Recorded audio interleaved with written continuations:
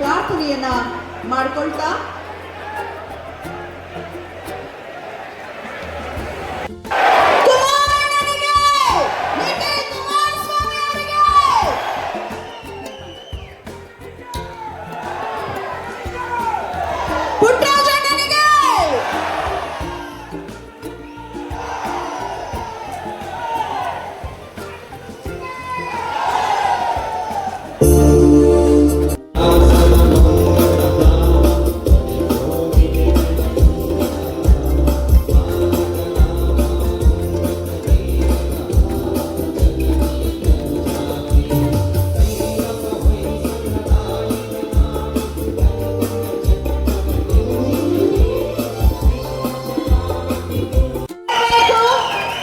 ಬಡವರ ಕಣ್ಣೀರನ್ನ, ರೈತರ ಕಣ್ಣೀರನ್ನ ಒರೆಸುವಂತಾಗಲಿ ಭಗವಂತ ಅಂತ ಕೋರ್ಕೊಳ್ತಾ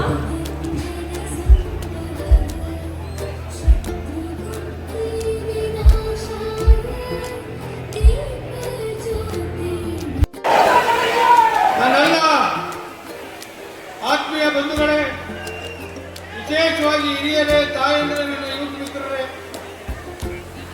ಇವತ್ತು ನನ್ನೆಲ್ಲ ಪತ್ರಿಕಾ ಮಾಧ್ಯಮದ ಸ್ನೇಹಿತರು ಆಸೀನರಾಗಿದ್ದಾರೆ. ನಿಮ್ಮೆಲ್ಲರ ಹೆಬ್ಬೈಕೆ ನಿಖಿಲಣ್ಣವರನ್ನ ಕರೆಸಬೇಕು, ಇಲ್ಲಿ ಪಕ್ಷದ ಕಾರ್ಯಕ್ರಮ ಆಗಬೇಕು ಅಂತಕ್ಕಂಥದನ್ನ ಮಂಡ್ಯ ಜಿಲ್ಲೆಯ ಹಲವಾರು ವಿಧಾನಸಭಾ ಕ್ಷೇತ್ರದಲ್ಲಿ ಆದಂತ ಸಂದರ್ಭದಲ್ಲಿ ಹಲವಾರು ಬಾರಿ ಕಾರ್ಯಕ್ರಮವನ್ನ ಆಯೋಜನೆ ಮಾಡಿ ಹಲವಾರು ಕಾರ್ಯಕ್ರಮಗಳ ಒತ್ತಡದಿಂದ ಮುಂದಕ್ಕೆ ಹಾಕೊಂಡೇ ಬಂದಿತ್ತು. ಕಳೆದ 10 ತಿಂಗಳಿಂದ ಅದಾದ್ಮೇಲಿಂದ ಬರಬೇಕು ಎಲ್ಲರೂ ಮುಖಂಡಗಳು ಬರೀ ದಯಮಾಡಿ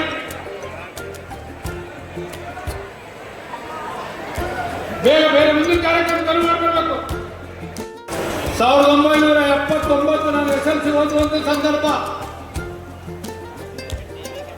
ಈ ದೇಶದಲ್ಲಿ ಕಾಂಗ್ರೆಸ್ನ ಕಿತ್ತೊಗಿಬೇಕು ಅಂತೇಳಿ ಇಂದಿರಾ ಗಾಂಧಿ ಅವರು ಎಮರ್ಜೆನ್ಸಿ ತಂದಂತ ಸಂದರ್ಭದಲ್ಲಿ ಜಯಪ್ರಕಾಶ್ ನಾರಾಯಣ್ ಸಾಹೇಬ್ ಅವರು ಈ ದೇಶದ ಮೂಲೆ ಮೂಲೆಯಲ್ಲಿ ಸಂಚಾರ ಮಾಡಿ ಪ್ರಥಮ ಬಾರಿಗೆ ದೇವೇಗೌಡರಂತ ಮಹಾನಾಯಕರ ಜೊತೆಯಲ್ಲಿ ಈ ದೇಶದಲ್ಲಿ ಪ್ರಪ್ರಥಮ ಬಾರಿಗೆ ಜನತಾ ಪರಿವಾರದ ಕೇಂದ್ರ ಸರ್ಕಾರವನ್ನು ತಂದಂತ ಸಂದರ್ಭ.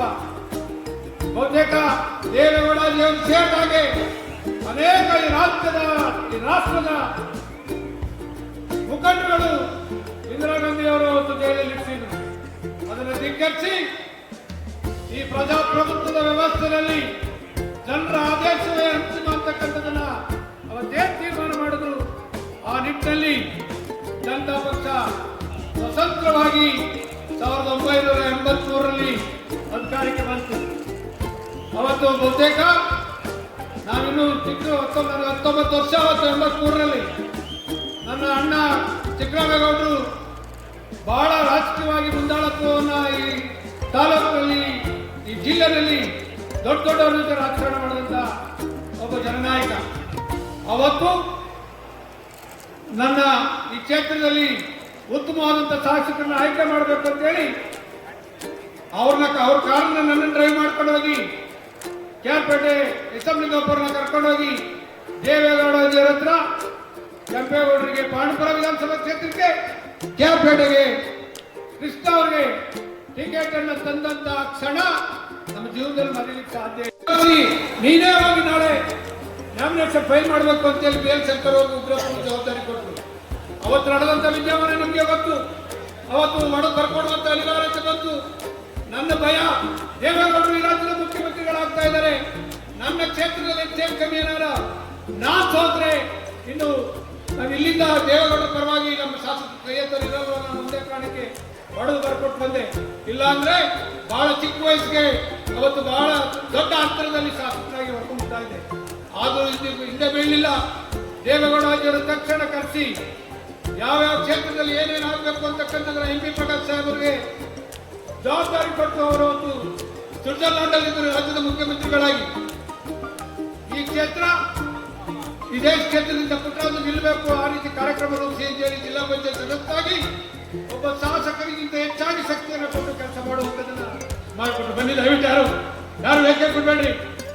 ದಯವಿಟ್ಟು ಬನ್ನಿ ಮುಂದೆ ಕೇಳ್ಕೊಳ್ಳೋಣ.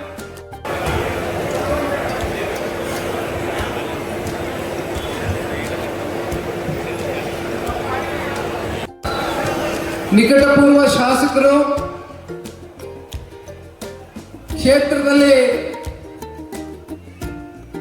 ಅಭಿವೃದ್ಧಿಗೆ ಒಂದು ಹೊಸ ಮೈಲಿಗಲ್ಲನ್ನ ಸ್ಥಾಪನೆ ಮಾಡುವ ಮೂಲಕ ಕ್ಷೇತ್ರದ ಸರ್ವಾಂಗೀಣ ಅಭಿವೃದ್ಧಿಗೆ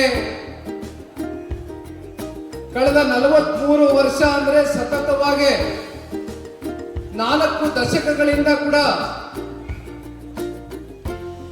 ಅವರ ಬಾಲ್ಯದ ವಯಸ್ಸಿನಿಂದನೂ ಕೂಡ ಜನಸೇವೆ ಮಾಡಬೇಕು ಅಂತಕ್ಕಂಥ ಇಚ್ಛಾಶಕ್ತಿಯನ್ನ ಇಟ್ಕೊಂಡು ಇಚ್ಛಾಶಕ್ತಿಯ ಜೊತೆಯಲ್ಲಿ ಅವರು ಕೊಟ್ಟಂತ ಕ್ಷೇತ್ರದ ಜನತೆಯ ಪರವಾಗಿ ಮಾತನ್ನ ಚುನಾವಣೆಗಳೆಲ್ಲ ಎದುರಿಸುವ ಮೂಲಕ ಅನೇಕ ಏಳು ಬೀಳುಗಳಲ್ಲೂ ಕೂಡ ನಿಮ್ಮ ಜೊತೆಯಲ್ಲಿ ನಿರಂತರವಾಗಿ ನಿಮ್ಮ ಕಷ್ಟ ಸುಖದಲ್ಲಿ ನಿಮ್ಮ ಒಬ್ಬ ಕುಟುಂಬದ ಸದಸ್ಯನಾಗಿ ನಿರಂತರವಾಗಿ ಕ್ಷೇತ್ರದ ಹಾಗೂ ಜಿಲ್ಲೆಯ ಮಗನಾಗಿ ಶ್ರಮಿಸ್ತಾ ಇರತಕ್ಕಂಥ ಉಸ್ತುವಾರಿ ಮಂತ್ರಿಗಳಾಗಿ ಸಣ್ಣ ನೀರಾವರಿ ಇಲಾಖೆಯ ಮಂತ್ರಿಗಳಾಗಿಯೂ ಕೂಡ ಜೊತೆಯಲ್ಲಿ ನಿಮ್ಮೆಲ್ಲರ ಜಿಲ್ಲೆಯ ಜನತೆಯ ಒಂದು ಆಶೀರ್ವಾದದಿಂದ ಲೋಕಸಭಾ ಚುನಾವಣೆಯಲ್ಲಿ ಸ್ಪರ್ಧೆ ಮಾಡಿ ಮಂಡ್ಯ ಜಿಲ್ಲೆಯ ತಂದೆ ತಾಯಿಗಳ ಒಂದು ಆಶೀರ್ವಾದದಿಂದ ಲೋಕಸಭೆಗೂ ಕೂಡ ಪ್ರವೇಶ ಮಾಡಿದಂಥದ್ದು ಬಹುಶಃ CS ಪುಟ್ಟರಾಜಣ್ಣನವರ ಇತಿಹಾಸವನ್ನ ಇವತ್ತು ಮೆಲುಕಾಗ್ತಕ್ಕಂಥ ಇವತ್ತಿನ ಈ ಒಂದು ಸುಸಂದರ್ಭದಲ್ಲಿ ಅವರ ಒಂದು ನಾಯಕತ್ವದ ಅಡಿ ಅವರ ಒಂದು ನೇತೃತ್ವದಲ್ಲಿ ಬಹುಶಃ ಕಳೆದ 2-3 ವಾರಗಳಿಂದ ನಿರಂತರವಾಗಿ ಕ್ಷೇತ್ರದಲ್ಲಿ ಇರ್ತಕ್ಕಂಥ ಹಿರಿಯ ಮುಖಂಡರು ಕಿರಿಯ ಕಾರ್ಯಕರ್ತ ಬಂಧುಗಳು ನಿಮ್ಮೆಲ್ಲರ ಹೋರಾಟ ಶ್ರಮ ಸಹಕಾರದಿಂದ ಇವತ್ತಿನ ಈ ಕಾರ್ಯಕ್ರಮ ಅತ್ಯಂತ ಯಶಸ್ವಿಯಾಗಿ ನೆರವೇರ್ತಕ್ಕಂಥದ್ದಕ್ಕೆ ನೀವೆಲ್ಲರೂ ಕೂಡ ಬಹುಮುಖ್ಯವಾಗಿ ಕಾರಣಕರ್ತರಾಗಿದ್ದೀರಿ ಅಂತಕ್ಕಂಥದ್ದನ್ನ ಈ ಸಂದರ್ಭದಲ್ಲಿ ಮತ್ತೊಮ್ಮೆ ನಿಮಗೆ ಅಭಿನಂದನೆಗಳನ್ನ ಸಲ್ಲಿಸ್ತಾ